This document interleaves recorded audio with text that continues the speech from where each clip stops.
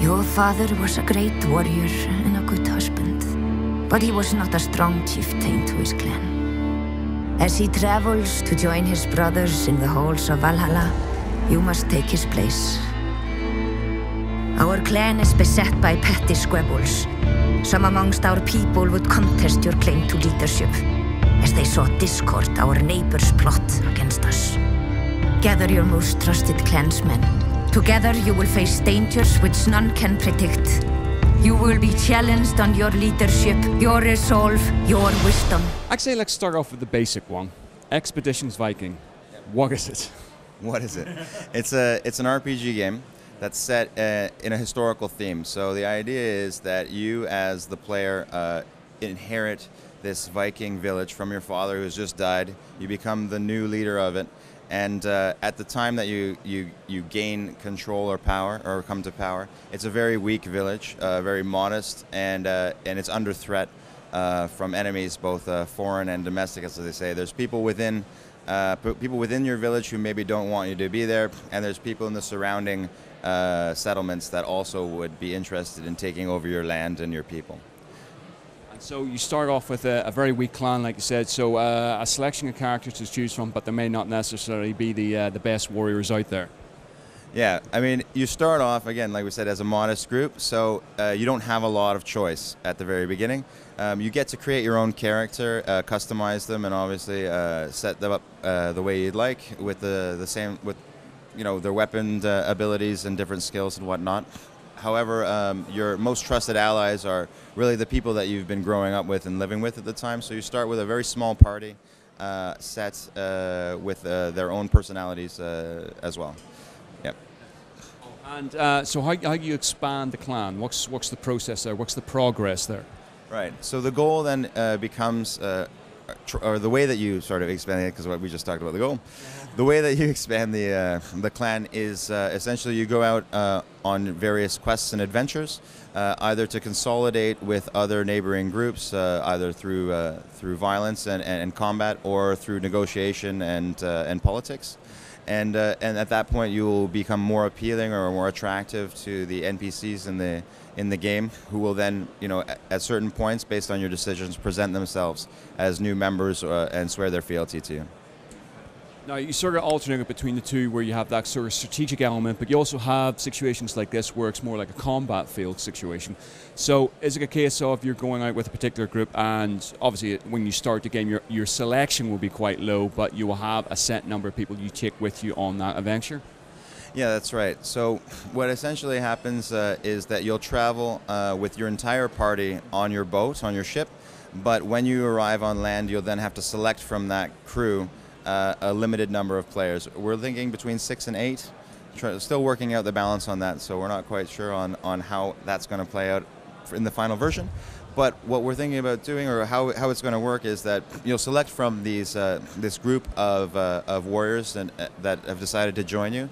And we've also incorporated an element of giving players the option of dismissing members of their clan and then hiring mercenaries instead. And these mercenaries you'll create using our character customization and creation system. And then that way you can kind of focus on the types of combat skills you want. However, you pay the price of not having those particular character storylines involved. Again, then, sorry. I would say with dismissing them, the fact is that it may not be necessarily to your liking, your particular want for their skills. So it's a case of applying. But is there any sort of, apart from not having their storyline, is there anything else that you might lose out on in hiring mercenaries? I mean, I can't imagine mercenaries being the most trustworthy bunch. No. Essentially, the mercenaries play out a little bit more like generic NPCs. So once you sort of agree to I guess, a fee with them, they then just play their part in combat and keep their opinions to themselves. Yeah. Now, it's two parts, really. You said obviously building up your clan, but at some point during the game, you'll ship over and basically start your war, your conquering of England and Scotland. Right. So we have two stages to the game. The first stage is that you consolidate your clan and make sure that your enemies, your local enemies, the most nearby neighbors and whatnot, that they no longer think you're weak enough to be taken over when you go out on a raid. And then from that point, the second campaign all exists out in the areas of England and Scotland.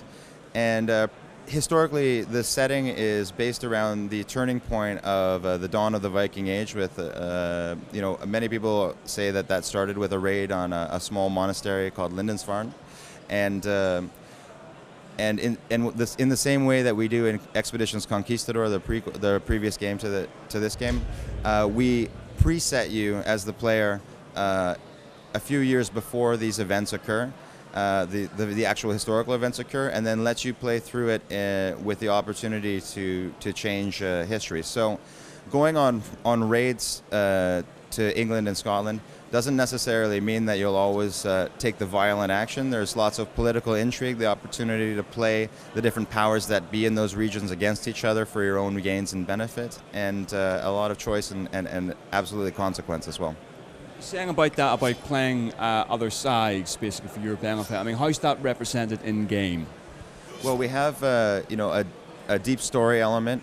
It's represented with text conversations, and so what you'll do is, as you go through and meet various people, receiving challenges, quests, or different invitations, then you'll meet with them. And based on some of your skills, as well as your decision making within the game, you can establish negotiation or use politics, threats, etc., to manipulate them in this text-based system, which then will create consequences that you can't recover from. Talking about the authenticity of that particular period, I mean, how close to the reality, or at least the established reality, do you go, or do you take a more artistic sort of texture to it?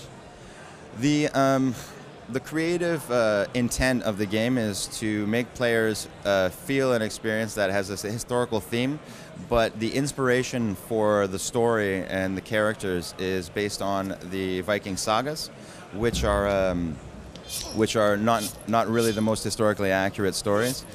So they're interesting and they're exciting, and we are using archaeological information to base some of the behaviors and some of the characters in the story, but we're not sticking to the historical script, as it were. Yeah. Well, obviously you're trapped in this room for the next couple of days, but once that's over, you get back to the studio. What's the roadmap ahead for at least the next month?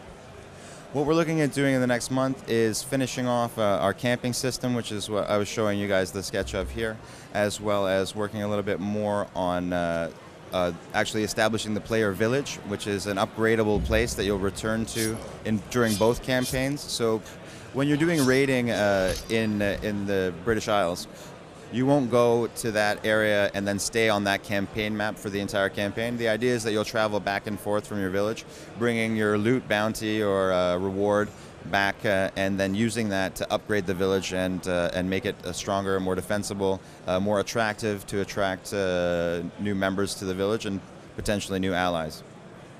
So what's, if there is an end game to Expeditions Vikings, I mean, what's the final stage, so to speak? Well, I'm not going to really reveal the storyline, but the idea, which if you guys show a little bit of the trailer, maybe people can catch on to it. The idea is that the goal is to elevate your clan and your name above the low level that it starts at, and to be written into the pages of history.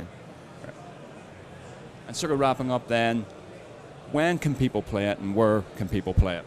So the game is going to come out first and foremost on PC for Windows, and it'll be available earliest as 2016. So thank you very much indeed for talking to us. It was my pleasure. Thanks for coming. Obviously, for any more news, previews and interviews on Expeditions Vikings, keep it tuned to Gamereactor. Build a ship and take your housecarls across the sea. Power and strength for our clan must be sought outside the Norse lands. If you show yourself to be bold, the gods will follow you into battle. Your legacy will live for 1,000 years beyond your time. Our clan must prevail.